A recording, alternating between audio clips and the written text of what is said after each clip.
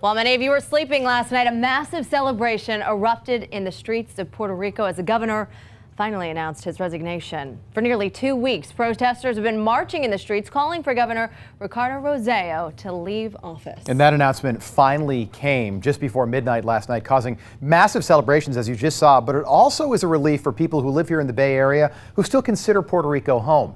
Brightside's Jenny Dean is joining us this morning in studio with more on that. Jenny, good morning. Yeah, good morning. Many Puerto Ricans were angry after the governor was accused of funneling millions of dollars to his friends and even mocking the Puerto Rican people in private messages that were recently made public. Well, here in Tampa, many Puerto Ricans gathered at La Fratanga to show solidarity with their people as they waited for the announcement that they hoped would finally come. The conversation turned to the future and what's next for the island.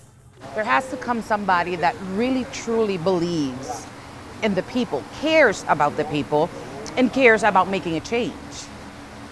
So I don't know, but I would like to see Puerto Rico going back to the way it should be, or even better for that matter.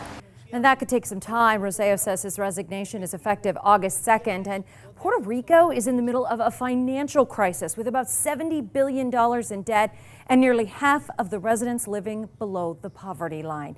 As for who will take over as governor, well, it should be the Secretary of State. But all of this controversy also forced his resignation. So the Secretary of Justice, Wanda Vasquez, will take over the office.